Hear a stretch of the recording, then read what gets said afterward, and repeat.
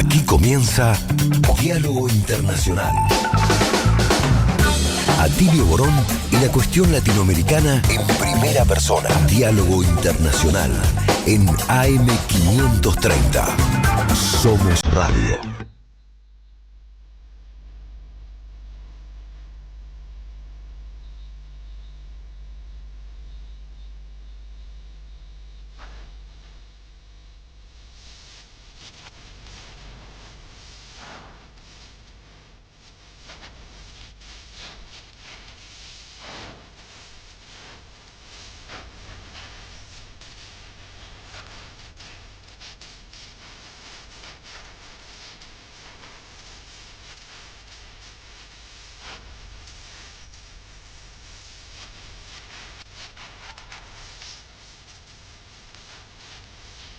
Buenas tardes, amigas y amigos, amigues. Aquí estamos en Diálogo Internacional, una mirada de nuestra América, el programa de Atilio Borón, con Telma Luzzani, Marcelo Rodríguez, Federico Montero y quien les habla, Paula Klachko.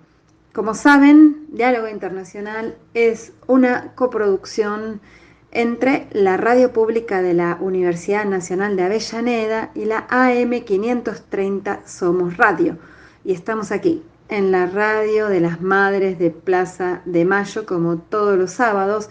Y les mandamos un gran abrazo también a la red de emisoras hermanas de Argentina y América Latina, como la FM Mestiza, Radio 88.5, la Universidad Nacional Arturo Jaureche, la FM Radio UNER Paraná en la 100.3 de la Universidad Nacional de Entre Ríos, la Radio Achala de Mina Clavero, Córdoba, y de la República Bolivariana de Venezuela, la Radio del Sur y Oye Ven. Van nuestros abrazos muy grandes.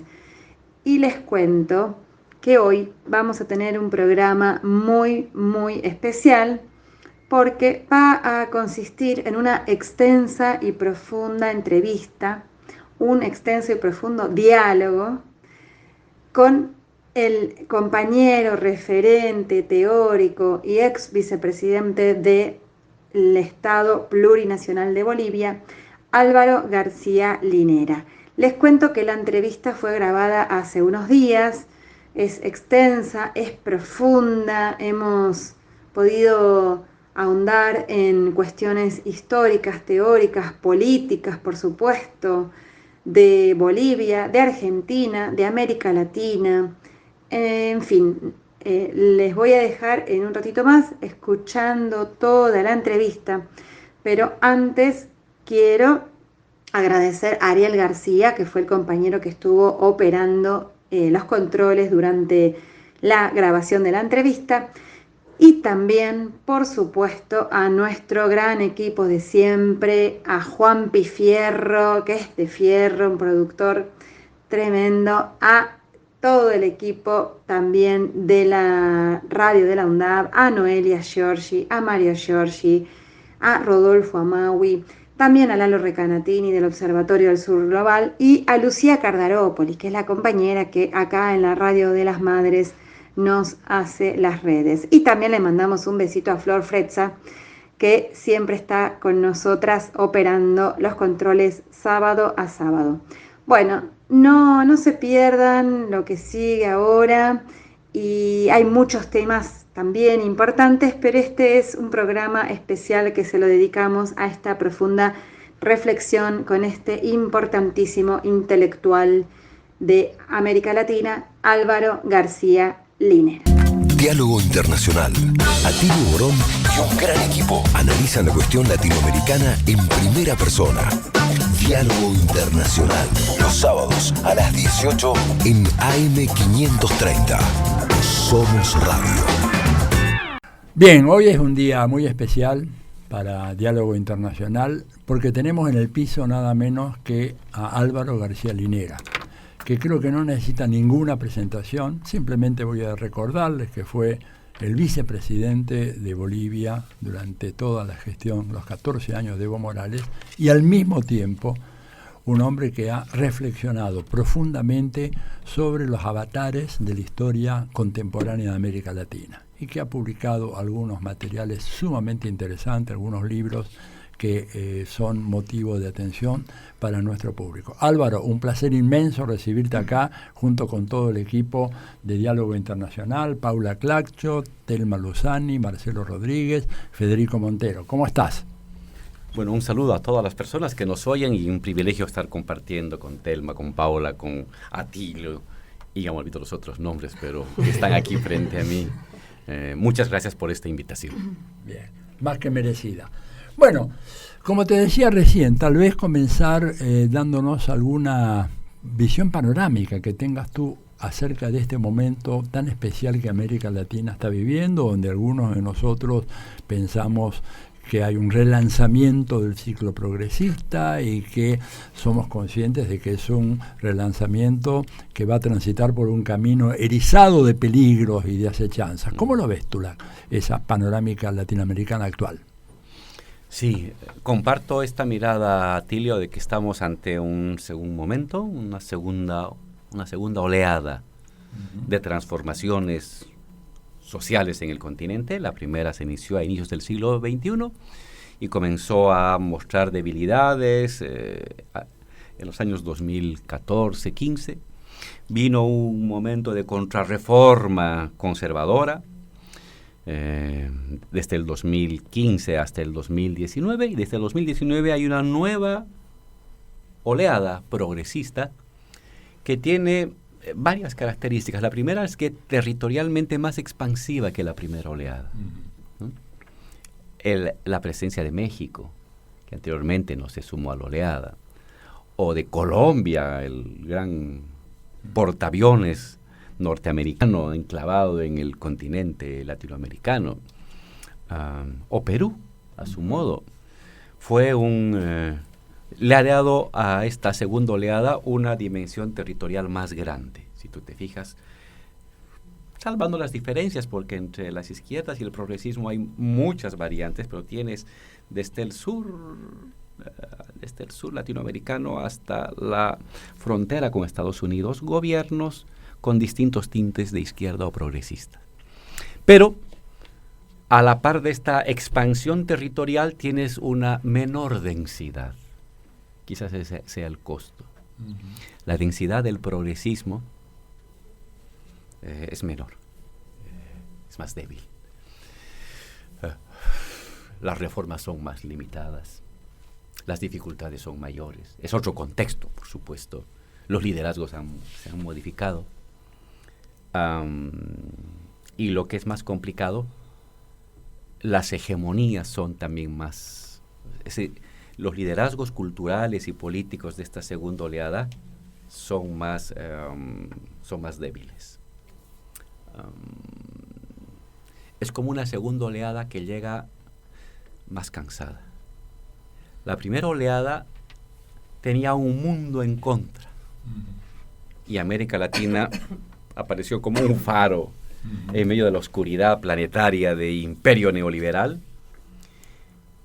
Y en esta segunda oleada, que paradójicamente tiene un mundo más tolerante y también con más dudas y más proclive a ciertas reformas, América llega como cansadita. Este es mucho esfuerzo para un continente tan luchador y tan esforzado y tan sacrificado. Entonces, no cabe duda de que no es una repetición de la primera oleada, y luego podemos ver otras características que los diferencian, pero en principio me quedaría con esta lectura más espacial. Se ha avanzado en territorio, pero se ha debilitado en densidad del territorio. Bueno, Álvaro, ¿qué tal? ¿Cómo estás? Te saluda Paula Clachko. Siguiendo con esta mirada general, en algún momento, entre algunos compañeras y compañeras, hemos caracterizado que en la primera, lo que vos llamás la primera oleada del ciclo progresista, había un núcleo duro, con un horizonte incluso postcapitalista, con un horizonte revolucionario, que fue con Venezuela a la vanguardia en cuanto a la llegada a los gobiernos a través del voto popular, y luego con Ecuador, con Bolivia, como ese núcleo que se sumaba a Cuba ya persistiendo, que refundaron sus estados mediante los procesos constituyentes, y también un segundo anillo progresista que acompañaba, que le dio la tónica, que posibilitó las plataformas de integración regional. La pregunta es, ¿vos ves en esta segunda oleada que pueda distinguirse una persistencia o una renovación o de un núcleo duro y un segundo anillo progresista? ¿Cómo estaría conformado este nuevo mapa geopolítico en nuestra región, si es que lo consideras? Mira, lo que veo por ahora, porque es muy reciente esta segunda oleada, y es todavía muy incierta en sus devenires. Pero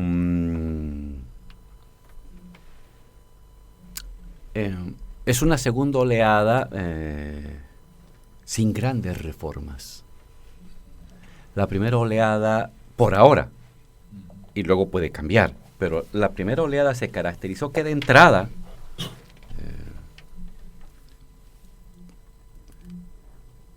desmoronó el viejo sistema político en todos los países, que era de un bipartidismo o multipartidismo de centro-derecha, de consensos neoliberales.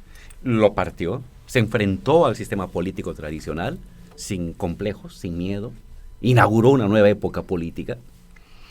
Y en algunos países se tomaron medidas de corte muy rupturista, con el sentido común prevaleciente. Se estatizaron empresas, es decir, a contracorriente, mientras que en todo el resto del mundo se hablaba de libre empresa, emprendedurismo y esas cosillas con las que se embriagaban los ideólogos del neoliberalismo de entonces. Estos gobiernos lo que hacen es inaugurar una nueva época nacionalizando. Y los gobiernos que nacionalizaron, ¿qué es nacionalizar? Es decir, controlar parte del excedente de la economía de un país. Eso es nacionalizar. Más allá de la dimensión soberana, es ¿quién va a controlar el dinero del país? ¿Los ricos, los empresarios o los administradores de lo común de una sociedad que es el Estado? Y entonces se nacionaliza, y eso les va a dar un soporte material para varias cosas, para políticas redistributivas, para intentar y buscar formas alternativas post-neoliberales y post-capitalistas donde se pueda, de gestión de la economía. Y en otros países no se nacionalizaron, pero sí se distribuyó la riqueza de mejor manera. En esta segunda oleada, hasta ahora, por ahora, lo que tenemos son gobiernos que, allá donde ya es el segundo momento del progresismo, intentaron darle continuidad a las primeras reformas. Entonces ya no son tan transformadores, son más administradores. Y allá donde no hubo primera ola, puede ser México, Colombia, los dos principalmente. En el primero, una mejor redistribución de la riqueza y un intento también por avanzar en control del excedente. México ha nacionalizado su sistema eléctrico, está planteándose una política nacional, estatal de el litio. Claro. Y en el caso de Colombia dan reformas más fuertes. En el tema de impuestos a los ricos. No ha avanzado en nacionalizaciones, pero se plantea, hay una mayor agresividad en estos impuestos a los ricos. Pero dejando de lado esos dos países que serían como los que más han podido avanzar en algo nuevo, en los de la segunda ola no hay nuevas reformas.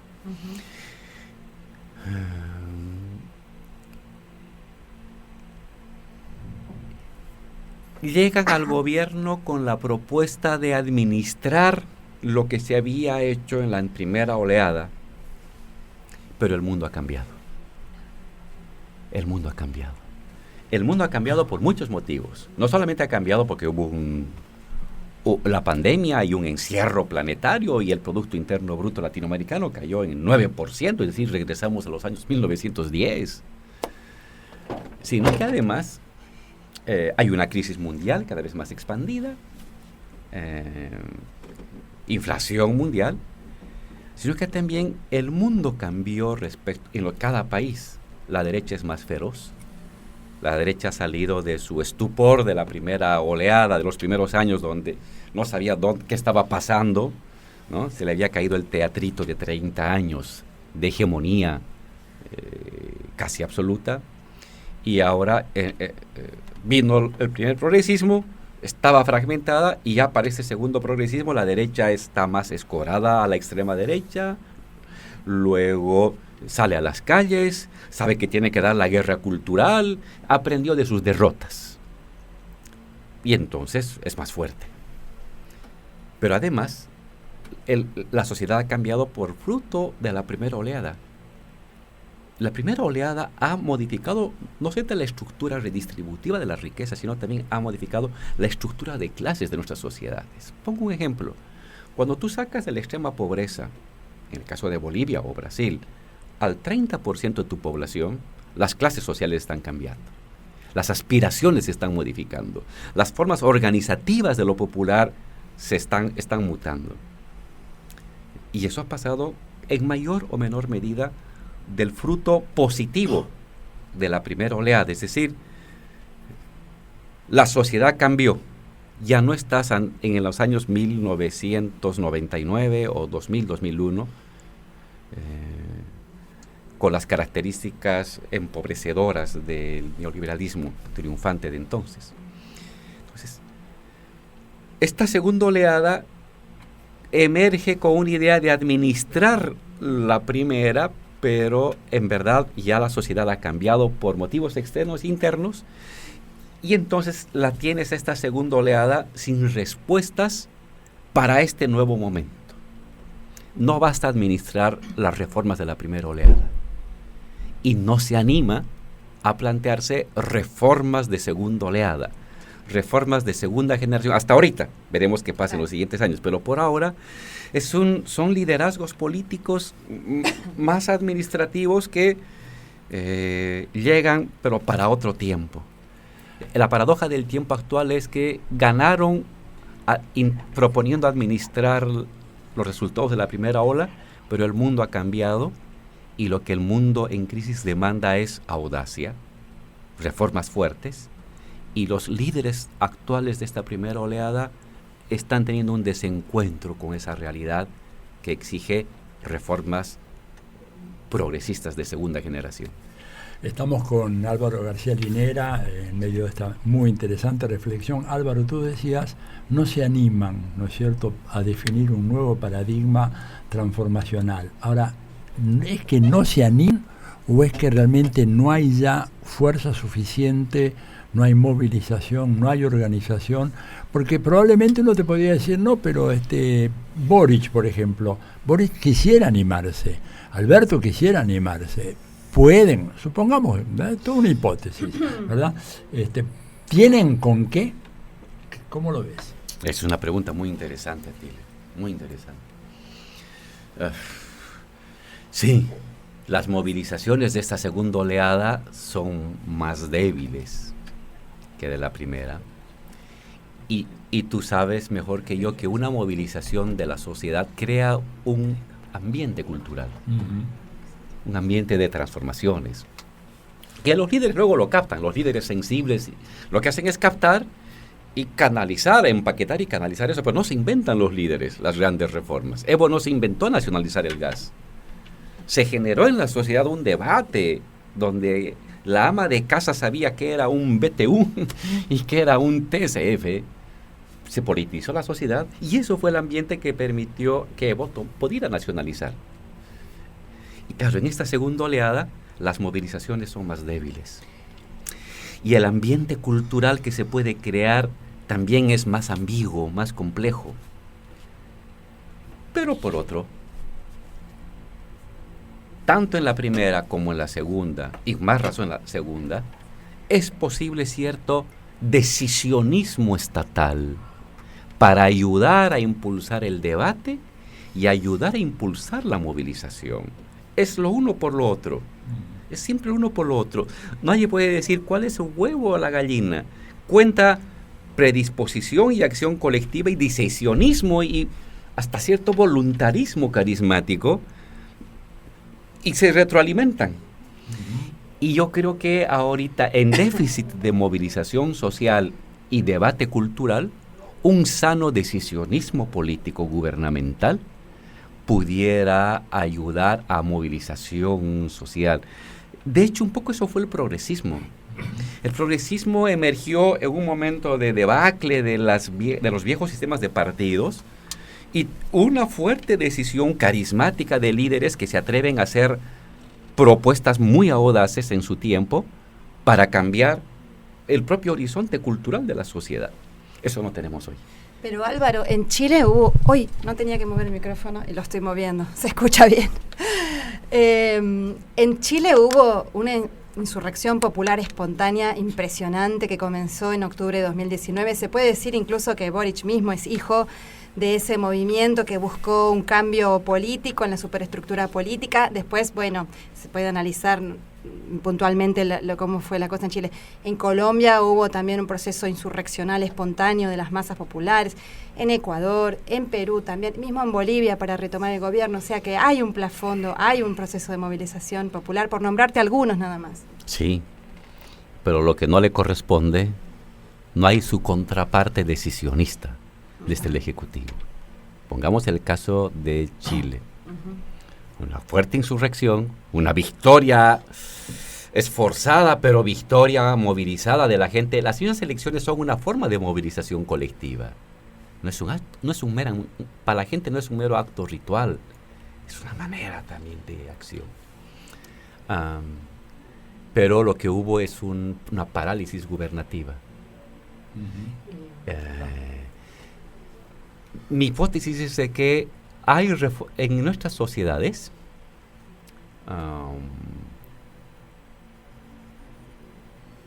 estamos reescribiendo un poco la teoría.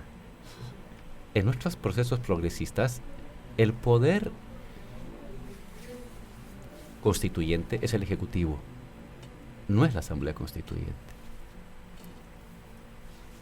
Ese es el verdadero poder constituyente en los momentos progresistas o de izquierda, el Ejecutivo.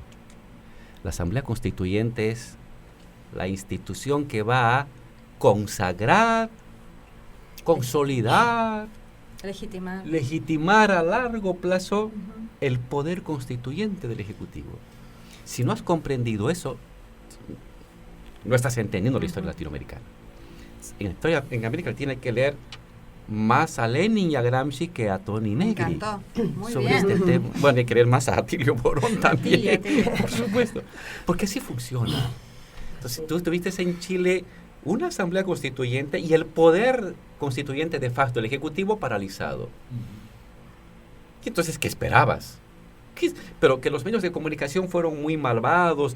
¿Pero dónde no lo fueron? Siempre lo fueron. Siempre, ¿De qué nos sorprendemos de que hayan demonizado la Asamblea Constituyente? Lo hicieron en Venezuela, lo hicieron en Ecuador, lo hicieron en Bolivia. Bolivia, en las iglesias colocaban el rostro de Evo con cuernos de demonio. Eso colocaban en las iglesias católicas, en las entradas. Los curas hacían eso, para que se den cuenta de la dimensión comunicacional y la articulación de las fuerzas conservadoras contra los procesos constituyentes. Pero, ¿cómo derrotas eso? ¿Cómo derrotas la cola del demonio dibujado en una iglesia? Con los hechos. Evo nacionaliza y dice, he nacionalizado y ahora tienes un bono de $200.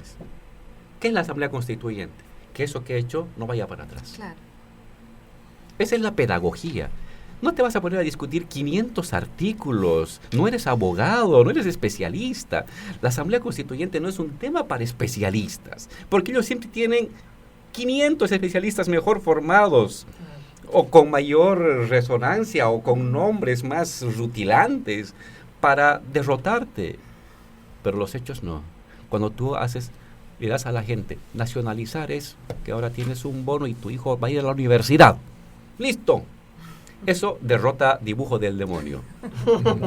Pero si no haces nada, ¿con qué vas a derrotar? ¿Con qué vas a derrotar? Claro, los medios de comunicación son poderosos, pero no son todopoderosos. ¿No? Aprovechan nuestras debilidades.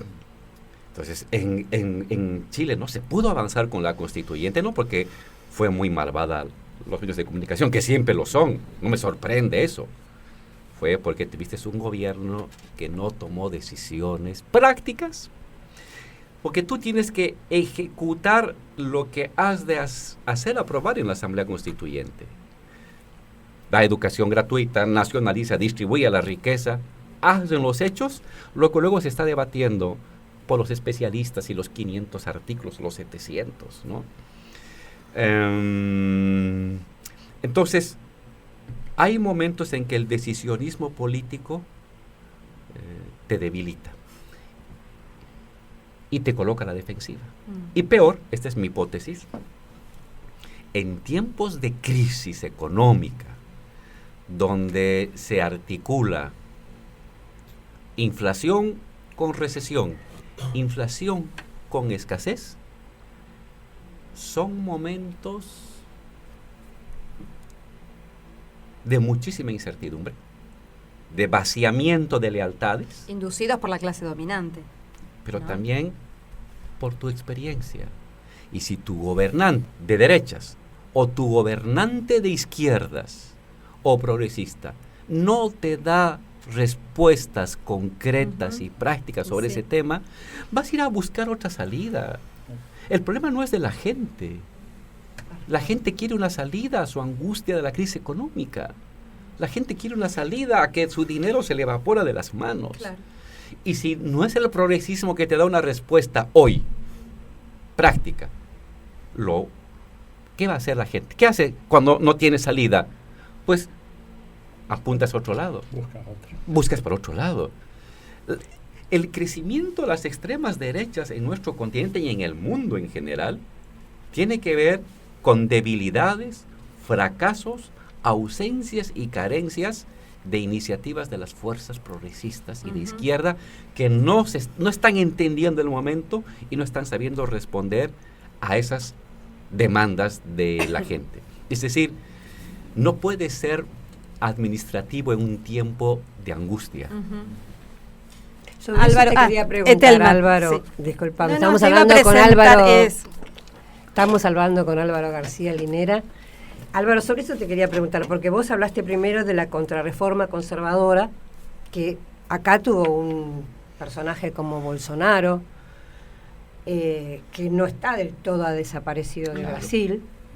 Estás hablando de que la gente cuando no tiene una salida, una respuesta clara, empieza a escuchar otras voces. Y entonces la pregunta es eso, sobre estas nuevas candidatos o personajes que proponen salidas de extrema derecha, pero que no son como el fascismo estatista, todo lo contrario, es que aparece como un nuevo fascismo.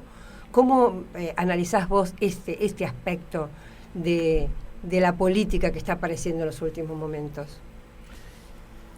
Mira, lo que pasa en América Latina a su modo sucede en el mundo. Tú tuviste un consenso liberal durante 40 años en el mundo, ¿no?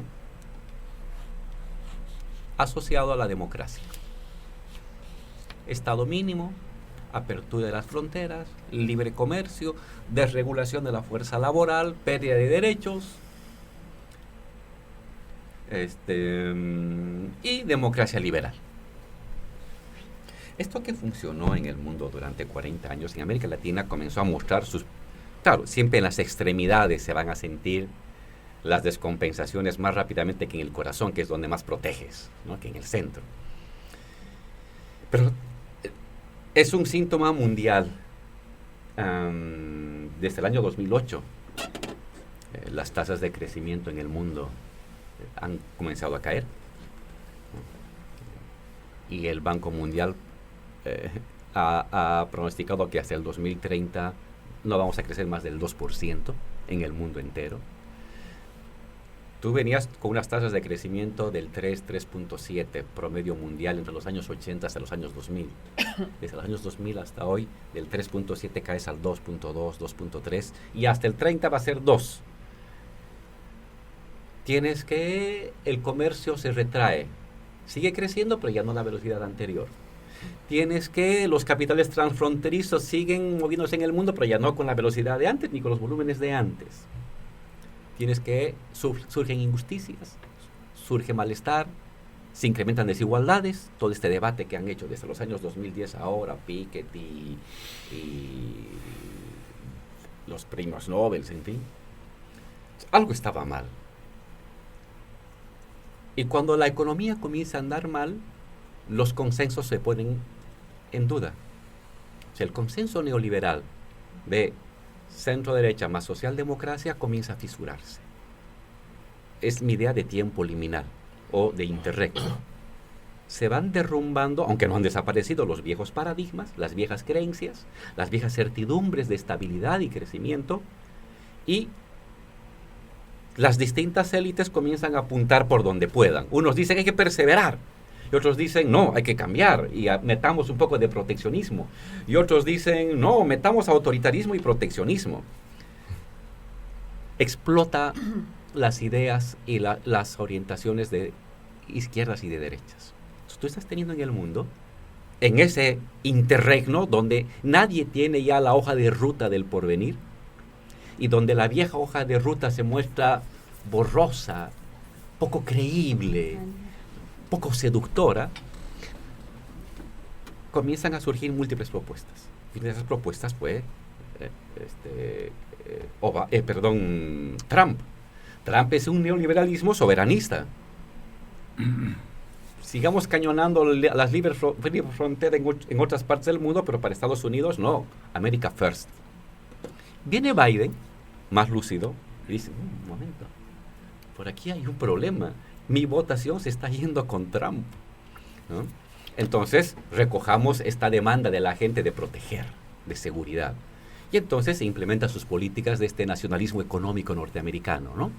Cadenas de valor retraídas a Estados Unidos, subvención en obras públicas, elevar aranceles a China porque es tu competidor, en fin, para intentar reconstruir sectores industriales estratégicos en Estados Unidos.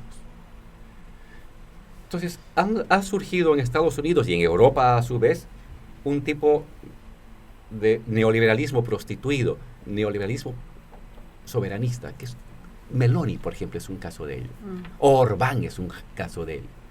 Hay otros que perseveran con el neoliberalismo, dicen, no, seguiremos empujando este neoliberalismo como ante lo que falta es un poco de mano dura, ¿no? Y otros dicen, no, vayamos por un tipo de proteccionismo regionalizado europeo o un proteccionismo norteamericano. No hay consenso de las élites dominantes. Cada cual está buscando la mejor salida.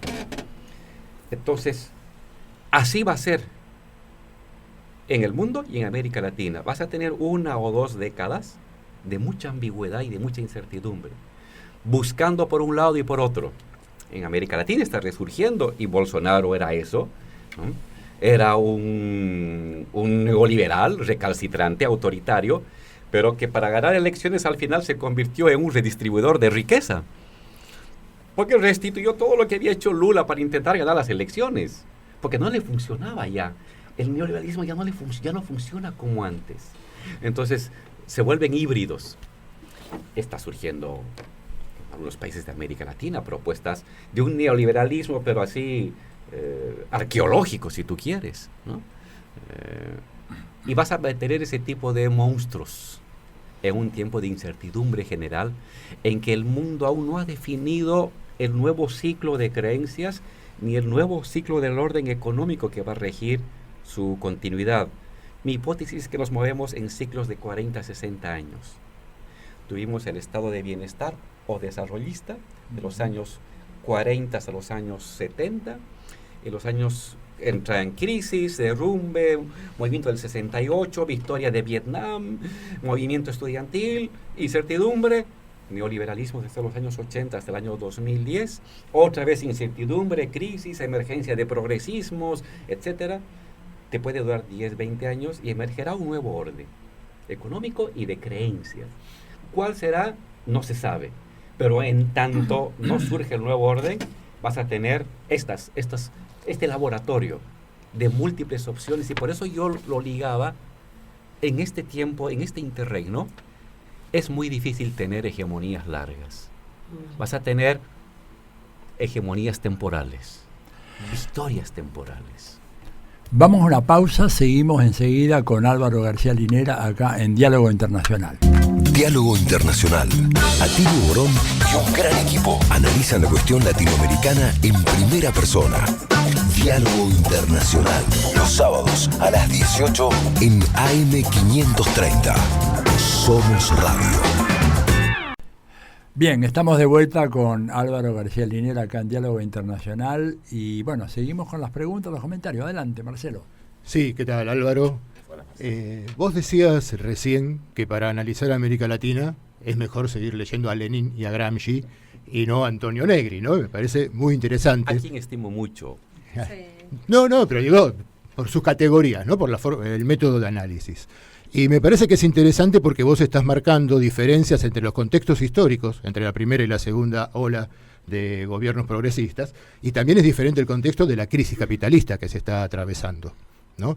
Entonces, volviendo a Lenin y a Gramsci, me parece que volver a analizar también en América Latina qué pasa con el imperialismo norteamericano y cómo se mueve en nuestro continente dentro de esta crisis, puede ser interesante para entender cómo estos nuevos liderazgos que aparecen como más moderados o más permeables a las crisis, a las presiones cada vez más fuertes que desde los Estados Unidos, acá lo sabemos, lawfare, persecución a dirigentes políticos, en nuestro país el FMI, todo el tiempo, los golpes, los llamados golpes blandos que se impulsan desde Estados Unidos, la presión constante para que no haya inversiones chinas y rusas en nuestro continente, ¿no? En esta multipolaridad que está intentando abrirse paso. En este análisis que vos estás haciendo, ¿cómo te parece que esa hoja de ruta borrosa que tenemos desde la izquierda y el progresismo, estas viejas lecturas, pero actuales también, de cómo actúa el imperialismo en una de las regiones que para Estados Unidos es de la más importante, sobre todo en este reordenamiento internacional, que es América Latina, juegan en la presión sobre estos liderazgos más moderados y hacen que también estos liderazgos no terminen de convencerse o de impulsar las movilizaciones sociales que se están llevando adelante para poder apoyar determinados planes de reformas estructurales profundas? Mira, Marcelo, la gran fuerza de esas reflexiones clásicas dentro del marxismo radica en que te convocan a entender los procesos de fondo que mueven los intereses de las personas y de las personas interactuando como instituciones y de las personas y sus instituciones actuando como estados. Pero a la vez, entonces, hay una reivindicación de estos clásicos, porque te ayudarán a entender cómo se mueve el capitalismo, cuál es el motor que le da vida. Y a la vez, con Lenin te permite ver cómo se mueven los conglomerados empresariales para usar territorios, instituciones, personas para empujar sus intereses como imperio. Pero a la vez basta lo que te dijeron ellos. Tienes que adquirir carne, músculo, musculatura, historicidad. Porque cada momento y cada de la historia es siempre distinto al anterior. La historia nunca se repite. Pero evidentemente hay patrones comunes. Y hay entornos siempre muy diferentes. Entonces, qué bien ir a los clásicos, pero no te contentes con ellos y vea la realidad para darle cuerpo, darle connotación práctica, táctica y estratégica a esas recomendaciones que te dieron los clásicos. En un acercamiento no dogmático a estos Siempre. textos clásicos. Siempre tiene que ser así, porque si no, de nada te sirve repetir un texto de memoria. No comprendes el mundo, ¿no? Comprendes la literatura, pero no comprendes el mundo. Tienes que comprender la realidad. Y claro, después de del triunfo cultural del neoliberalismo en los años 80, 90, incluso hasta los años 2010, cuando parecía de que este mundo redondeado, unipolar, con Estados Unidos a la cabeza y sin competencia alguna, y él preocupándose por el destino de todos, comienza a ser puesto en duda. Primero porque su economía comienza a tener problemitas, ya no es la gran economía, sigue siendo la más importante del mundo y lo seguirá siendo en los siguientes 20 o 30 años, pero ya no es tan poderosa como lo era antes. En segundo lugar, comienzan a emerger otros países que le van disputando su presencia. Y aparece China. China que entró al libre comercio de la mano de Estados Unidos, entró al OMC de manos de Europa y Estados Unidos, que se convirtió en la gran factoría de productos baratos para que los salarios elevados de los norteamericanos y europeos pudieran derrocharse en miles de productos hechos a cientos de kilómetros de distancia por trabajadores que ganaban menos que un europeo. Esa tu factoría, esa tu fábrica comienza a crecer cada vez más, y ahora resulta que te disputa liderazgo económico, ¿no? Porque al final de todo, y es el ciclo de un imperio, todo imperio nace con un poderío industrial, irradia y luego se expande globalmente como poderío comercial y se consolida como poderío financiero. Pero a la vez ese es su fin. Uh-huh. Porque si te detienes en el poderío financiero abandonando el poderío industrial, tarde o temprano vas a pagar los costos de ello. Porque en la sociedad moderna lo fundamental es la producción. Y eso pasó con los Países Bajos en 1600, pasó con Inglaterra en 1800, 900 y ahora está pasando con Estados Unidos. Aún tiene todavía mucho trecho para ser la gran potencia, pero se sostiene ya sobre fuerza comercial y fuerza financiera. Y aparece otro con fuerza industrial, que es China. China es el gran taller del mundo. Y claro, y ahora también eso que ha ido creciendo en base a la industria y luego la tecnología, en fin, también está expandiendo sus rutas comerciales, con otra lógica distinta a la colonizadora norteamericana y europea, pero también tiene la dimensión de un imperio ascendente. Y eso les estalla en la cara a partir de los años 2010, 2015, 2020, ¿no? Lo que era su gran socio y su taller de mercancías baratas ahora es su gran competidor. Y entonces, esto sumado a la crisis, a los fundamentos de la crisis, está llevando a este rompimiento del mundo unipolar hacia una geofragmentación. Ese es el último texto del FMI, te habla del riesgo de la geofragmentación. Y se lamenta, nos va a hacer retroceder. Y hay el último informe del Banco Mundial dice, oye, todas las reglas que llevaron a la prosperidad de los últimos 40 años se están desvaneciendo en el aire. Casi repiten el texto de Marx, de todos los sólidos se desvanecen en el aire. Y lo dice el Banco Mundial. Claro, han cambiado las cosas. Uh-huh. Y están habiendo disputas. Y cuando el polo fundamental de la economía mundial comienza a resquebrajarse, comienza a ralentizarse y comienza a tener un competidor, los otros polos medianos también quieren levantar la cabeza. En lo que Lenin denominó una nueva redistribución geopolítica de las esferas de influencia del mundo. Y eso estamos viendo ahorita. Claro. La invasión de Rusia a Ucrania, las movidas de la Unión Europea, el papel de China en medio, la emergencia de Brasil y de los BRICS para decir, oye, ¿qué onda? ¿Cómo me voy a ubicar? Todo el mundo está buscando cómo colocarse de mejor manera en un mundo que se está fragmentando. son las características de este tiempo. Entonces, a estos ciclos que duran de 40 a 60 años, del régimen de acumulación y del régimen de creencias, capitalismo de Estado, neoliberalismo, hoy no sabemos si será un neoproteccionismo liberal, no sabemos qué irá a surgir, porque aún es incierto, el declive del neoliberalismo se ha cruzado con una ola más larga que dura 130, 150 años, que es el declive de los imperios, en este caso del imperio norteamericano. Es un lento declive que va a tardar todavía 30 o 40 años por delante, pero que ya no está ni en su fase ascendente ni en su plató de gran triunfo, sino de lenta caída. Entonces, eso vuelve el ambiente muy complejo, más complicado. El mundo se ha vuelto más complicado. Son dos fases descendentes que se están montando y retroalimentando. Y entonces algunos dicen es una policrisis, en fin, se inventan nombres, pero creo que es más bonito y es más útil y es más profundo esta recuperación de los viejos debates.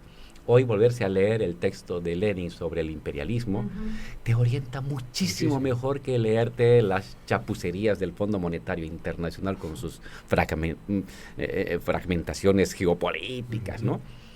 Pero ambos apuntan a que algo está fallando y algo se está reacomodando en las esferas de influencias de las grandes potencias mundiales. Y en medio de ellos estamos nosotros, los latinoamericanos, ¿no? Y la pregunta para América Latina es, ¿vamos a asistir a este reacomodo de las influencias geopolíticas mundiales? ¿Vamos a asistir a este declive de la ideología neoliberal de manera individual, cada país intentando salvarse como pueda? ¿O podemos concurrir de manera regionalizada, donde nuestra voz ya no es la de una hormiguita, sino ya puede ser la voz de un pequeño jaguar, y no será la de un gran león o un oso, pero el eco es distinto que hablar como una hormiguita. Y yo soy de los que creo eso, que este es un momento muy importante en que se está reacomodando el mundo, se está reacomodando la fragmentación geopolítica del mundo, y América Latina debería concurrir a esa pelea, porque siempre es pelea de intereses, mínimamente cohesionada, para no ser arrastrada por estas peleas, sino para obtener los mejores recursos y las mejores condiciones para él. Y claro, China está muy interesada desde tiempo atrás, esos son tipos muy previsores, igual que los norteamericanos cuando tenían la historia de su lado. No se olviden ustedes que se consolidó el imperio norteamericano en América Latina de la mano de Alianza del Progreso, créditos del Banco Mundial y Fondo Monetario Internacional y doctrina de la seguridad nacional, por si acaso, por si son muy rebeldes estos latinos, ¿no? Pero ahora, perdón, que esta parte quería cerrar. Tú tienes a China, no sé, capaz el profesor Atilio tiene mejor la cifra, invirtiendo en América Latina 150 mil millones de dólares en infraestructura y algunos créditos, ¿no? ¿Y qué tienes de los norteamericanos? Nada. A mí me indignó y creo que lo vi como una burla, pero nos hicimos la burla mutuamente. Cuando Biden convocó a los presidentes latinoamericanos a Estados Unidos a un encuentro por democracia, ¿no? O sea, Biden hacía como que nos tomaba en cuenta, pero en verdad nos despreciaba, y nosotros hacíamos como que le hacíamos caso, pero en verdad nos valía un comino lo que decía, ¿no? Porque Biden apareció con 25 milloncitos de dólares. Y con 25 milloncitos de dólares para financiar proyectos para que no haya tanta migración. Y claro, cuando algunos embajadores de países europeos me preguntan, oye, vemos con preocupación que América Latina está permitiendo que esté entrando mucho China y no está tomando una posición firme de valores y principios con este tema de Rusia, le decía, oye, China viene de la mano con 200 mil millones de dólares. ¿Ustedes con qué? Tus valores y tus principios que me los dices a mí no contaron cuando había que invadir a Siria o había que invadir La República Dominicana. a República Dominicana o destruir Libia, ¿no? Ahora sí hablan de valores y principios democráticos y de la paz mundial, pero o sea, no me vengan con esos cuentos. Les preocupa China, pues traigan en la espalda algo, no valores y principios, porque con eso no se come. Y los pueblos y los gobiernos se mueven en función de intereses materiales, no de valores y de principios, ¿no? Como ustedes. Ustedes se mueven en función de intereses, no de valores y principios. Está bien para la prensa y el votante valores y principios, pero en la realidad se mueven por necesidades e intereses geoeconómicos y políticos. Una cosita antes de darle la palabra, creo que a Telma. Estados Unidos hay un dictum que guía toda la política exterior y es el siguiente: Estados Unidos no tiene amistades permanentes, tiene intereses permanentes. Punto. Cosa que acá en América Latina en general no se entiende y se habla de la amistad, los valores compartidos, los ideales comunes. Cambian los partidos, entonces cambian. Exacto. Pero bueno, adelante. La pregunta, yo quería retomar el tema de la integración, que me interesa muchísimo. El 30 de mayo va a haber en Brasilia una reunión de presidentes convocada por el presidente Lula, pero sabemos, UNASUR tuvo esa misma debilidad o esa misma meseta que tuvo de alguna manera los progresismos, y lo mismo con la CELAC, ya no son lo que fueron en la primera oleada. Entonces la pregunta es en torno a eso: ¿cómo ves vos la posibilidad de un rebrote fuerte del tema de integración, si sería a través de estas instituciones, estas entidades, o de qué manera podría ser? Mira, UNASUR y CELAC son plataformas potencialmente expandibles de integración, pero mientras haya el derecho a veto de uno solo, estamos liquidados. Por mayoría debería ser no. Sí. Hay que darle institucionalidad, porque UNASUR es una reunión de buena amistad. Perdón, las dos, y CELAC también, peor todavía, es una reunión de buen espíritu, de camaradería, porque no tiene institución. Testimonial. Sí. Entonces, hay que darle institucionalidad, pero además hay que sacar el veto, porque basta con que un solo país, el que sea, por algún motivo, no esté de acuerdo para que todo se derrumbe y se paralice. Entonces, institucionalidad, sacar el veto, sacar la necesidad del consenso, porque es obligatoriedad del consenso, y ponerte planes a corto plazo de integración práctica. Algunos dicen tener un banco también. Puede ser un banco, puede ser... Hay muchas oportunidades que se pueden hacer ahorita. Lo ideal, un banco, porque todos estamos necesitando, ¿no? Recursos, liquidez. Pero también se abren otras oportunidades estructurales en torno al litio. ¿Cómo avanzamos con una regulación mundial del litio que nos permita a los latinoamericanos que tenemos litio no solamente vender carbonato de litio, sino ser socios de las industrias automotrices en el mundo entero donde se fabrican autos eléctricos? Si tú tienes el monopolio, sabes regular bien, rompe la maldición colonial de vender materia prima. Toda la cadena del automóvil del mundo se está moviendo en función del litio. Pero si tú vendes litio, ganas 1. Y si tú vendes el auto, la ganancia, aquí es 1, en el auto la ganancia es 60. Tú tienes que ser copartícipe de la ganancia de uno, el litio, el núcleo de la industria, y de la ganancia del auto. Sé socio. Usa tu litio como palanca para lograr como estados, tu sociedad en toda la cadena de extracción de litio, de purificación, de transporte, de conversión en cátodo, de conversión en batería y de fabricación de automóvil. Negocia tu venta de litio a los europeos, a los chinos, a los rusos, a los norteamericanos, si te dan acciones en sus industrias. porque así vas a disfrutar del uso industrializado de ello. Y luego puedes crear en torno regionalmente, especialmente Argentina, Brasil y México, articúlate con las industrias automotrices, como Estado, con los privados, para también sacar el jugo. Y articúlate con otros sectores estatales y privados para los componentes. Mira, solamente para extraer carbonato de litio se necesita 54 insumos. 54 insumos para sacar el carbonato de litio, que es lo más básico. Imagínate los componentes para sacar litio metálico, los componentes para sacar hidróxido de litio, los componentes para cátodos, los componentes para baterías y los componentes para autos. Es la posibilidad de procesos regionales de reindustrialización utilizando una materia prima que va a mover el mercado del mundo en los siguientes 30, 40 años. La Agencia Internacional de Energía norteamericana calcula que la demanda de litio entre el 2023 hasta el 2050 se va a incrementar en 1100%. Del cobre en 400%.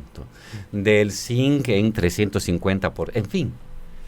Y si nosotros seguimos con la mirada de materia prima, cada paisito negociando con el poderoso, vamos a repetir lo que pasó con el cobre, con el petróleo, con el estaño, con la plata y con lo que sea. Pero si lo convertimos en un proceso de reindustrialización regional y vinculación con la cadena productiva hasta el auto que vende el señor Mercedes-Benz, nuestro destino puede ser otro. Entonces, hay otros espacios para avanzar en integración. Y hoy lo conversábamos hace unas horas con el presidente Mujica. ¿Qué hacer? Me dices, Álvaro, UNASUR sí, CELAC sí, pero con veto, con consenso no funciona nada. ¿Qué hacemos mientras? Entonces, yo le propuse al presidente Mujica 3 países, los más grandes. México mejor, si no Brasil, Argentina y Colombia, que armen un núcleo pensante dedicado al tema de la integración, vinculado directamente a los presidentes. Porque uno dice, se necesita dinero, sí, pero puedes avanzar sin dinero ahorita. Hay muchas cosas en cultura, en educación, en migración, en exportaciones, que requieren un núcleo pensante para arreglar los bloqueos que tenemos entre nosotros, para facilitar la vida a las personas. Es decir, ir también trabajando una integración social, ¿no? Pero para que eso funcione necesitas un vínculo presidencial. Y el resto de los países, cuando vean que esto está funcionando entre los más grandes, se van a ir adecuando. Eso te va a dar una primera arquitectura de un diseño de articulación regional. Si sobre eso luego avanzas con el tema de un banco, con el tema de negociaciones articuladas por el tema del litio. Militar también. Entonces, vas construyendo por capas como una hoja de esas de hojas de hojaldre. De esos hojaldres, vas construyendo milimétrica y silenciosamente 1 piso, 2 pisos, 3 pisos, sin tanto aspaviento de grandes encuentros donde sacamos las fotos, pero al día siguiente no queda nada, ¿no? Entonces, creo que un poco de realismo práctico de 3 países o 4 países grandes en cosas muy prácticas, y a partir de eso luego un siguiente paso en temas financieros y otro paso en temas de industria, en fin, podría ser de nuestra necesaria e imprescindible integración regional para no quedar aplastados como hormiguitas en este reacomodo mundial. Puede ser un camino factible, viable, concreto de dar pasos a cosas sólidas de integración. Álvaro, bueno, un paso en ese sentido. Recordemos a la audiencia que estamos teniendo esta charla de lo más interesante con Álvaro García Linera, el teórico, ex vicepresidente de Bolivia. En ese sentido, también un pasito adelante se dio en estos días con la creación de la AMLAC, la empresa de medicina impulsada por México, Cuba, que es una potencia, ¿no?, en salud, y y Colombia.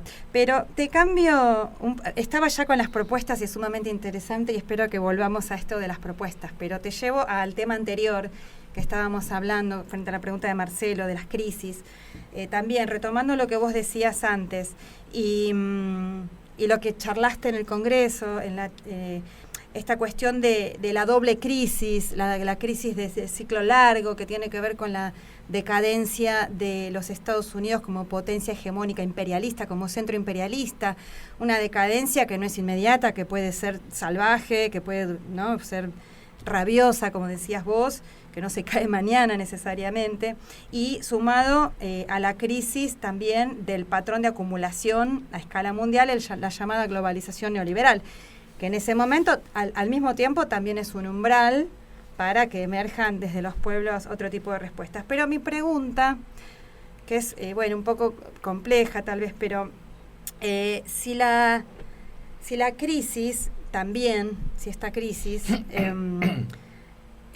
es una crisis en ese doble sentido del imperialismo, del centro imperialista, o es también una crisis, o hay indicios o indicadores de que pueda ser también una crisis del capitalismo, una crisis del imperialismo como fase capitalista, que todavía está en vigencia con otros modos, pero si hay indicadores de eso, porque bueno, también retomando un poco los clásicos, las relaciones de producción capitalistas en la actualidad, la brutal concentración de la riqueza, también se ha tornado ahora una traba, o si se quiere, un peligro para el desarrollo de las fuerzas productivas, para el potencial tecnológico y productivo, ahora con la inteligencia artificial y todo este nuevo desarrollo que aparece, bajo esta lógica de las relaciones sociales dominantes capitalistas, ya es algo vox populi, pone en peligro a la humanidad misma. Entonces, te repito la pregunta, si considerás que puede haber indicadores también, además de crisis del sistema en su conjunto, del imperialismo como fase capitalista y del capitalismo mismo. Sí. Si esta hipótesis es cierta, estamos asistiendo a un debilitamiento de las formas predominantes de acumular, de producir y de acumular riqueza bajo el formato neoliberal. Si estamos asistiendo a un debilitamiento, resquebrajamiento de las maneras de imaginarnos el porvenir y organizar nuestra vida cotidiana bajo el formato globalizador.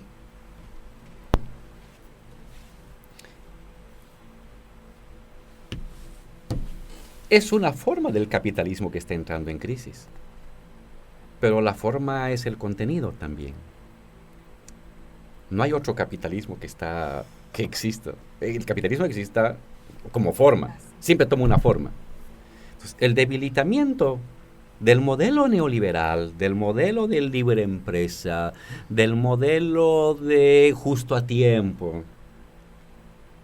Los países están yendo ahora a retraer cadenas de valor a sus regiones, en vez de libre mercado, mercado de amigos, porque depender de China, dicen, no, lo estamos potenciando a nuestro enemigo sistémico, entonces hay que comenzar a traer, no en todo, en los televisores y los celulares seguirán siendo China, pero energías verdes, energías de en temas de defensa, en biotecnología, inteligencia artificial, en microchips, lo haremos todo en Estados Unidos, lo haremos todo en Europa.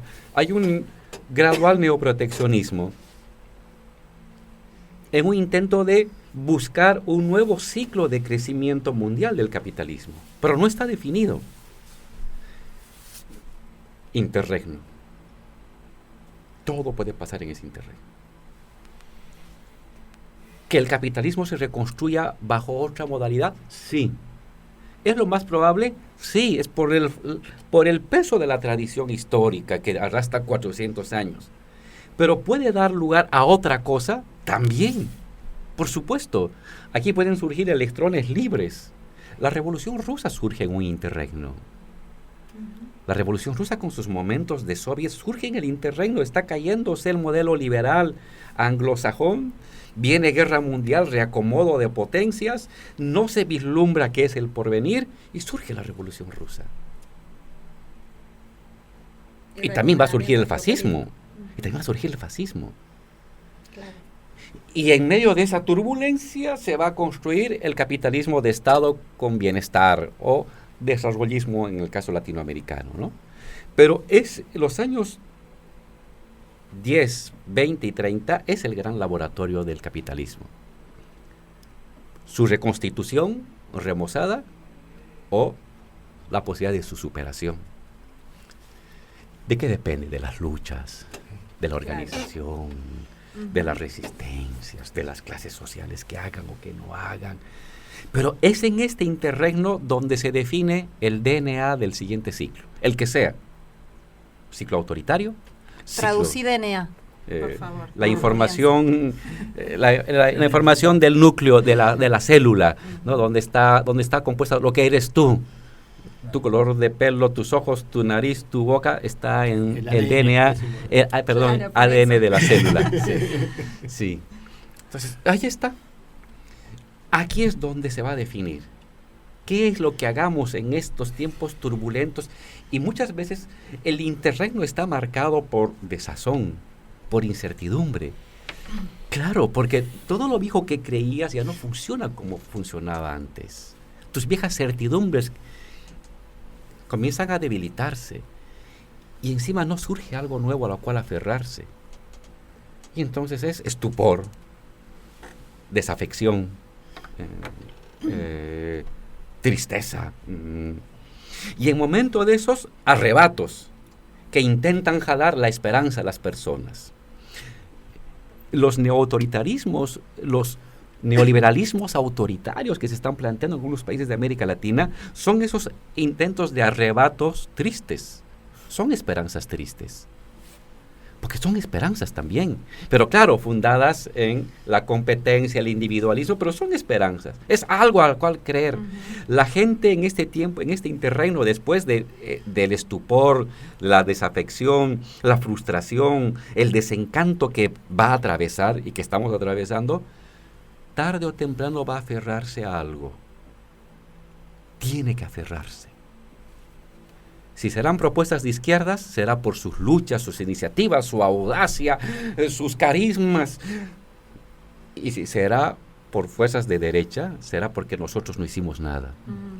Pero a la gente hay que darle la certidumbre, la que sea, porque la gente va a aferrarse a ella y va a confiar en ella. Vamos a hacer una nueva pausa y luego seguimos otra vez con Álvaro García Linera acá en Diálogo Internacional. Diálogo Internacional. Atilio Borón y un gran equipo analizan la cuestión latinoamericana en primera persona. Diálogo Internacional. Los sábados a las 18 en AM530. Somos Radio. Bien, seguimos con Álvaro García Linera en Diálogo Internacional, este programa de lujo que tenemos el día de hoy con la visita de nuestro amigo. Así que tenemos una pregunta más para él. Federico Montero. Álvaro, te quería preguntar, en el marco de toda esta crisis que bien estabas describiendo y en la conceptualización de los avances de los movimientos populares por oleadas, también hay una crisis de ideas, ¿no? También hay una crisis de agenda. Vos apuntabas a la necesidad de una segunda agenda de reformas democráticas, de agendas populares en la región. ¿Por dónde crees que pasan los hilos rojos de esa agenda? ¿En función de las nuevas problemáticas sociales, en función de los temas inconclusos, también en función de la ofensiva de la derecha? ¿Por dónde crees que pasan los hilos para una nueva convocatoria, para volver a entusiasmar? Sí. Soy un convencido, Fede, de que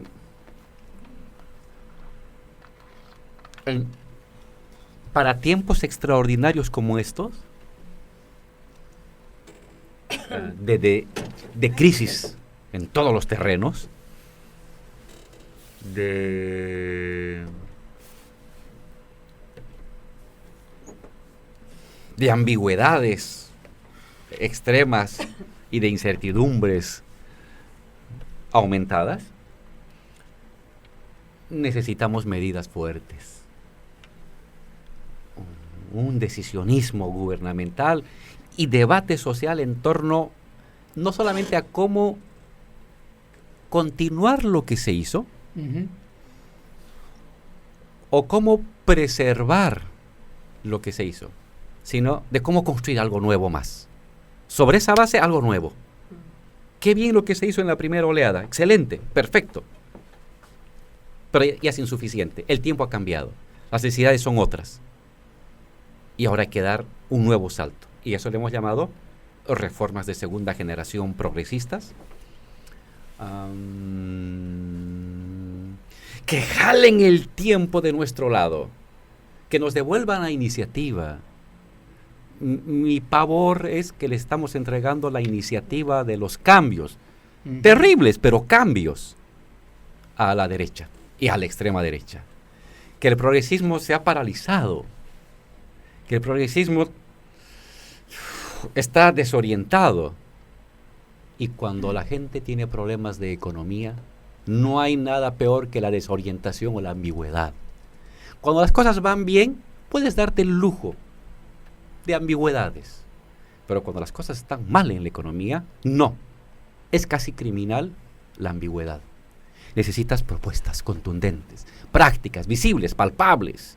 Y en torno a eso, buscar lo que decíamos en la anterior pregunta, articular el principio esperanza de la gente. La certidumbre a la cual aferrarse, en vez de que vayan a aferrarse hacia banderas ultraconservadoras, ultraautoritarias, pero que existen. Esas existen porque nosotros no estamos plantando una bandera de creencias y de expectativas hacia la gente, creíble y concreta, dirigida a mi angustia. Si tengo angustia de la inflación, una respuesta sobre la inflación. Si tengo angustia del desempleo, una angustia para el empleo. Si tengo angustia por la seguridad, una angustia para la seguridad. Son 3 o 4 angustias, o 2 o 1, centrales en la sociedad en estos tiempos. Respóndelas a esa. Hay que responder a esas de manera concreta. Abro un pequeño abanico de opciones, dependiendo cada país. Pero mira,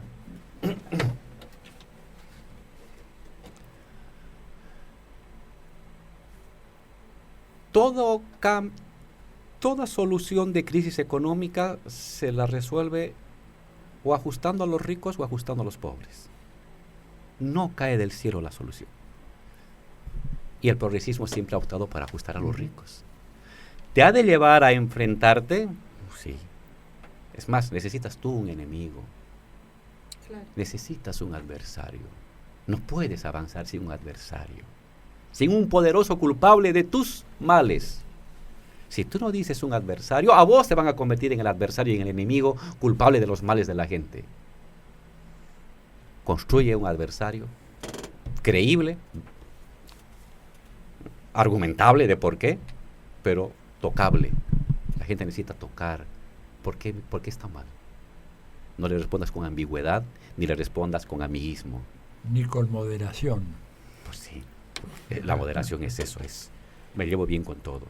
Eso no funciona en tiempos de crisis. Eso funciona cuando estás en la cumbre, en la cúspide de la estabilización, pero cuando estás de bajada no funciona.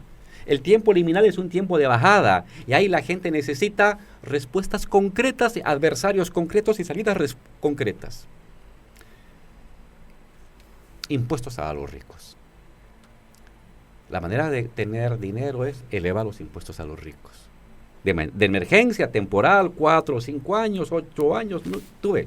Pero necesitas elevar. Mira, cuando hubo la Segunda Guerra Mundial, Estados Unidos cobraba el 85% de las ganancias a los ricos. El 85%. Wow. América Latina cobra el 17%. Europa cobra el 35%. Y América Latina está como si fuera demasiado rico, cobrando apenas el 17% de los ingresos de los ricos. Hay pues un margen para ajustar los cinturones a los de arriba, no a los de abajo. Nunca te puedes pelear con los de abajo. Peleate con los de arriba. No están en la pobreza. Y si tú les aplicas 5, 10, 20, 30, pues no se van a volver pobres. Dejarán de viajar cada semana o cada 15 días a Europa a comprarse ropa, en fin. Pero seguirán viviendo y seguirán invirtiendo. Segundo, avanza con con liderazgo estatal la reconversión energética. Avanza con liderazgo estatal. Mira, Chile en manos privadas está exportando 7.000 millones de dólares. Solo de litio, de carbonato, ni siquiera un cátodo. 7.000 millones. Tiene menos litio que Argentina. Y los dos tienen menos litio que Bolivia. Y Chile, con manos privadas, 7.000. Él está compensando la caída del cobre con ascenso del litio. Pues tú convierte a tu Estado en el gran socio de 7.000 o 10.000 millones de litio, pero también de otros 15.000 o 20.000 de las baterías y otros 40.000 de los autos de litio. Con los chinos o con los norteamericanos, con los europeos, con quien te dé mejor participación de la ganancia de toda la cadena de valor. ¿Para cuándo? Para el siguiente año, para el subsiguiente. ¿Quieres dólares? Pues ahí están los dólares. Produce, pero tú conviértete en el gran productor de la cadena. Es una salida para obtener recursos a corto plazo, no para la siguiente década, en estos años. Porque no es muy difícil. Y ya están fabricando autos eléctricos, ya está avanzando la industria. Pero tú usas tu litio para apalancar acciones en los autos, ¿no? Y no simplemente vendiendo litio. Luego tienes el tema de la banca. La banca funciona porque la gente deposita sus ahorros. Pero la banca usa el dinero en paquetes especulativos. ¿Qué hicimos nosotros en Bolivia? Por ley obligamos a que la banca tenía que prestar obligatoriamente el 65% de su cartera al sector productivo y a una tasa igual o menor a la inflación, obligatoriamente. El resto, los otros 35%, en lo que quiera, si quiera las finanzas, donde le dé la gana, pero 65% para la producción. Entonces vas a tener el ahorro de la sociedad dirigido a la productividad, al pequeño comercio, al pequeño negocio, al pequeño comerciante, donde se genera producción, o a la construcción, o a lo que tú quieras. Entonces, usando a Lenin, fusionar capital bancario con capital industrial dirigido por el Estado, con tasas fijas y toda la producción. Tú necesitas bombear dinero a la producción.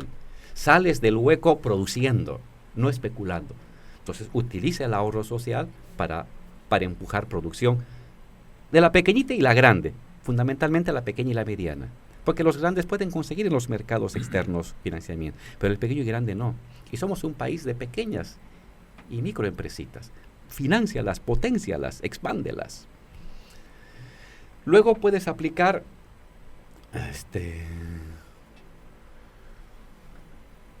necesitas políticas expansivas.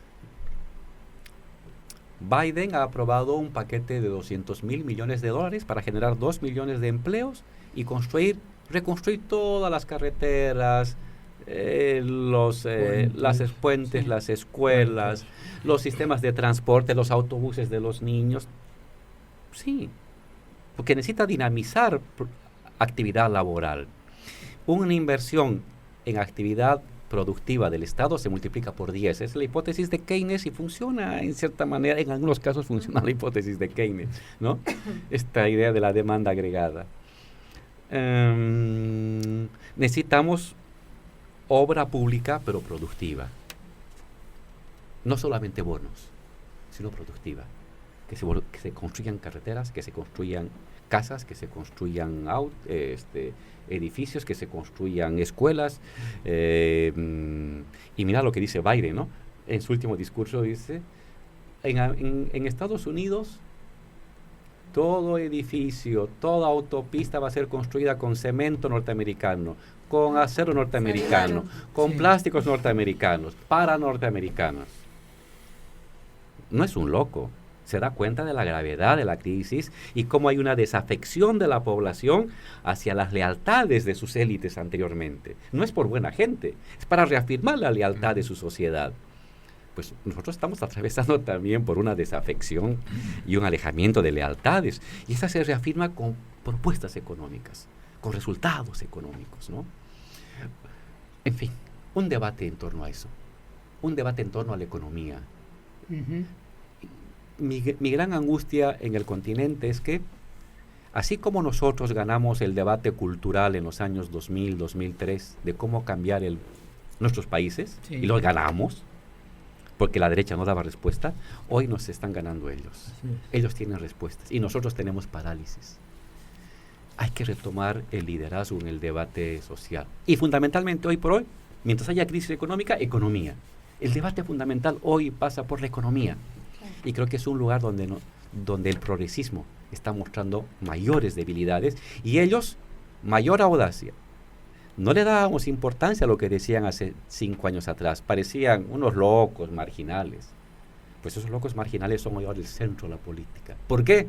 Porque hablan de algo que le preocupa a la gente. Su economía diaria, su bolsillo. Y el progresismo tiene que hablarle directamente al bolsillo de las personas.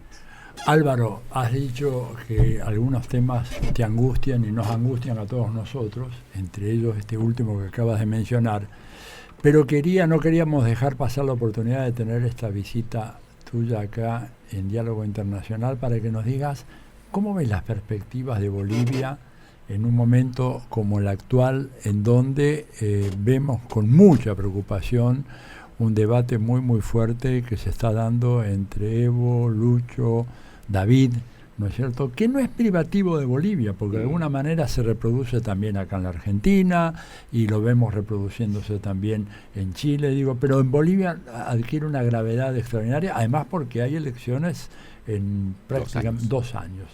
¿Cómo ves eso? A ver si nos alivias la angustia que nos sobrecoge en este momento. Bueno, la verdad es que el progresismo, las izquierdas no han tenido una manera sana de organizar el tránsito de liderazgos, ¿no? Cuando te vas a Ecuador, problemas. Te vas a Argentina, problemas. Te vas a Bolivia, problemas. Es complicado. Esa es una deuda ante la sociedad, ¿no? Pero lo grave es que lo que es un tema de líderes y de ciertas élites sociales o políticas, cuando hay crisis económica, se convierte en un problema social.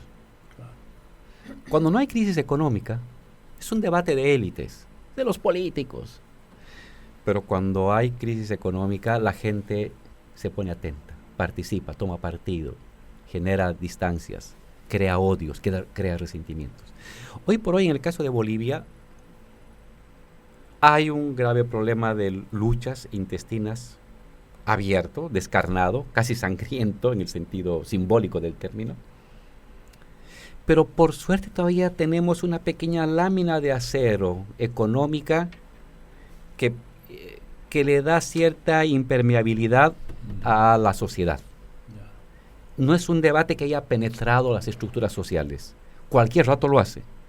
Pero hoy por hoy, no. Entonces, por eso yo digo, cuando intento resumir, ¿cómo estamos en Bolivia? No estamos bien, pero no estamos mal. ¿Cuándo estaríamos mal? Si la economía comienza a mostrar signos de agotamiento estructural. Ahí estas peleas de élites encuentran resonancia.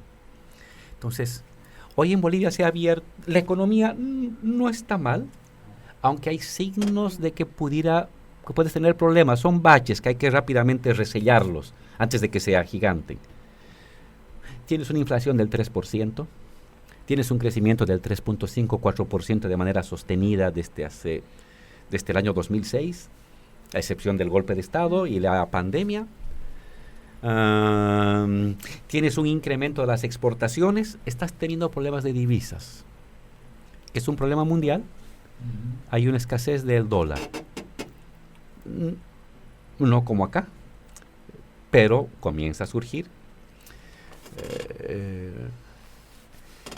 Y tiene causas que hay que abordarlas rápido. Hay efectos mundiales porque como suben las tasas de interés en la Fed y en los bancos norteamericanos y europeos, ¿qué hacen los capitales? Se van donde hay mayor rentabilidad y se van a anclar allá. Y si en otros países estamos pagando una tasa de interés del 1, del 2, del 3%, en el caso de Bolivia, para fomentar la bolivianización, las tasas de interés es del 1%. Si tú ahorras en bolivianos, se te paga 4 o 5%. Si tú ahorras en dólares, se te paga el 1%. Para desincentivar el uso del dólar en la economía, como era antes. La economía estaba dolarizada en Bolivia, ¿no? Nosotros fuimos reduciendo en base a reglas de mercado, si tú quieres, de premios y sanciones. Si ahorras en bolivianos, te premio un buen interés, y si ahorras en dólares, te sanciono, para que tú vayas entregando tus dólares al Banco Central. Nadie te quita, pero tú los vendes porque prefieres ahorrar en bolivianos. Ganas más si dejas en el banco. Y el pequeño ahorrista que tiene $1,000 o $2,000 prefiere ahorrar en bolivianos que en dólares, para que su dinerito tenga mayor rentabilidad. Entonces, ahorita hay una escasez general de este flujo de dólares que se va hacia el norte por las mayores tasas de interés. Eso ya es algo que nos golpea. La segunda cosa que nos está golpeando es de que una buena parte de las exportaciones que hemos tenido récord el año pasado se quedan a mitad de camino, no regresan al país. No sé, un exportador de soya, un exportador de carne, vende su soya y lo que hace es dejarlo en un paraíso fiscal, dejarlo en un banco norteamericano en vez de traerlo al país. Antes no había ese problema porque con Evo el Estado exportaba el 60% y ahora exportamos el 30%. Entonces el Estado se ha vuelto un socio minoritario de las exportaciones. ¿Y por qué eso, Álvaro?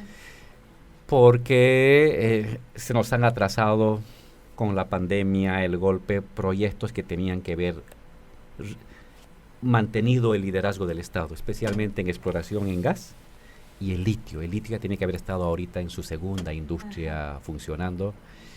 Y en los tiempos del golpe de Estado, todo eso se paralizó, casi se destruyó, ¿no? Entonces ha costado, mismo Luis, con la gente nueva que ha metido, que es gente, digamos, de tercera fila, con poca experiencia, le ha costado recuperar la iniciativa.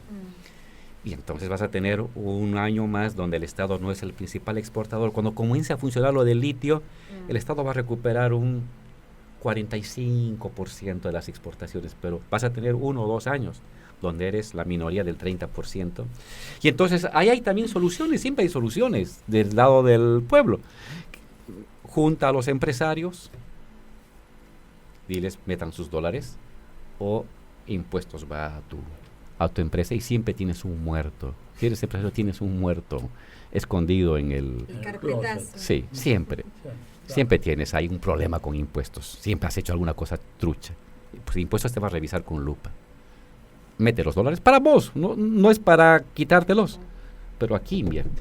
Y si no haces eso, inversión, control del comercio exterior. La vieja consigna de la izquierda de los años 60 y 70, control del comercio exterior para que en emergencia el dólar pase por acá, ¿no? Entonces, tienes ahí un problemita económico que tienes que resolverlo más o menos pronto para que no se te agrande, pero no tienes grandes angustias económicas todavía. Y entonces la pelea política por la candidatura del 2025 todavía no te ha dividido la sociedad, pero cuídalo. Y claro, mi lectura es... ¿La explicación es esa, la disputa por las candidaturas políticas, Álvaro? La explicación es quién va a ser el candidato del 2025. No es una disputa ideológica de proyectos de país, ¿no? Es una disputa por estilos de gobernar. Evo más rápido, más ágil, Luis más lento, más administrativo, pero no haciendo contrarreformas, ¿no? Administrando lo que hizo Evo, mejorando alguna cosita por aquí, por allá, apoyando industrialización a pequeña escala. No es un otro modelo de economía. Pero la pelea es, sabiendo de que vamos a ganar el 2025, porque nuestra gestión está más o menos bien, ¿quién va a ser el presidente del 2025? Y entonces entre Evo dice, yo me corresponde ser otra vez, ser candidato, y Luis dice, bueno, no lo estoy haciendo tan mal, también tengo derecho constitucional. Y como no se ponen de acuerdo, comienzan a atacarse. Y luego se atacan entre... Se ha fracturado nuestra bancada en la Cámara de Diputados. Hay 2 bancadas. 2 bancadas del MAS. Del MAS. Los que están con Evo, los que están con Luis. Y los que están con Evo no aprueban las leyes de Luis, entonces tienes meses trancadas leyes, algunas importantes como financiamiento de liquidez. Ahora, ¿no son conscientes de que si no se unifican van a perder la elección? Hasta enero de este año, cada cual creía que por sí solo podía ganar. La gente de Evo decía, Evo es un gran líder, y lo es un líder social que despierta la pasión de la gente, es el que ha redimido, y la gente llora cuando lo ve. Es un líder social, pero también ya hay una nueva generación que busca otras opciones, que no lo conoce bien, que se formó con él y que dice, ¿por qué otra vez él? ¿No? Especialmente en sectores jóvenes, del mismo campo. Pero es el líder social más fuerte de mi país.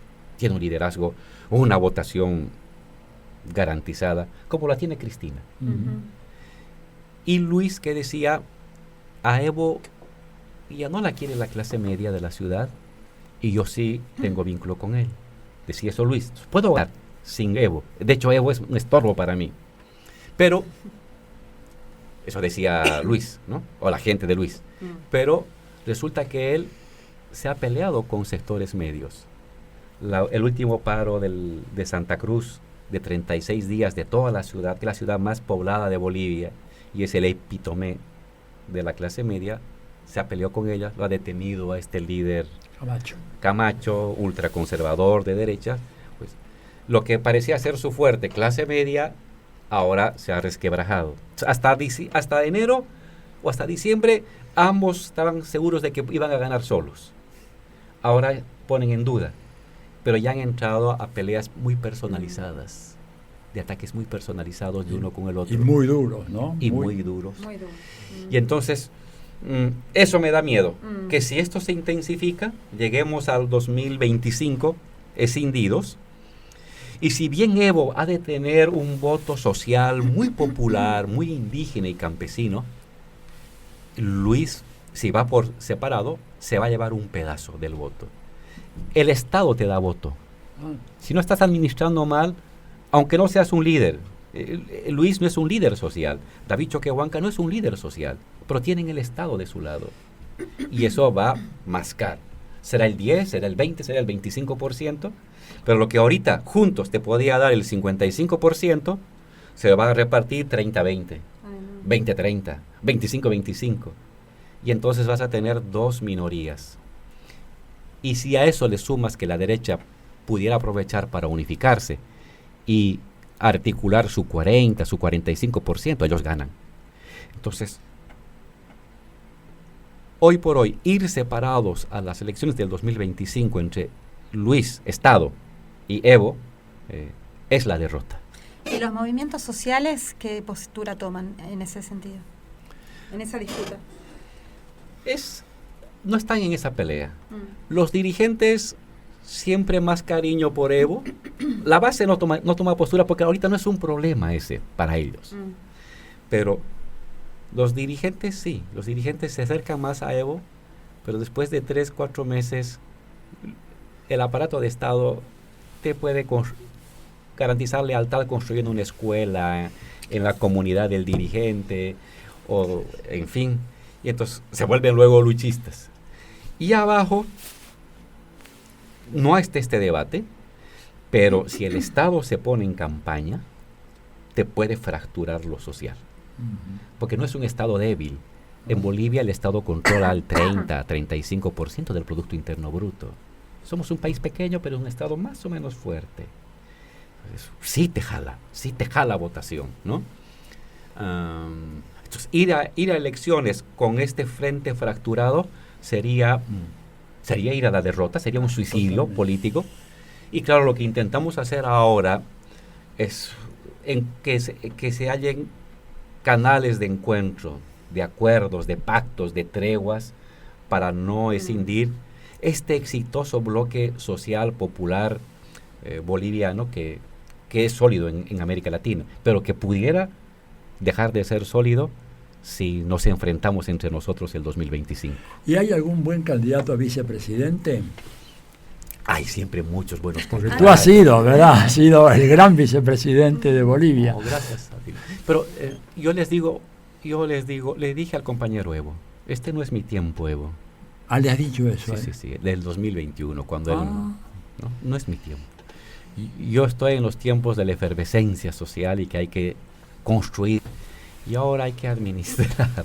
Y ese no es mi tiempo. Hay gente mucho más capacitada, mucho mejor formada que yo para ese tipo de cosas. Y cuando haya gente en las calles, ahí me verás a mí. Yo vengo de ahí, ¿no? Y yo vengo de las luchas del 2000, del 2003, de los levantamientos.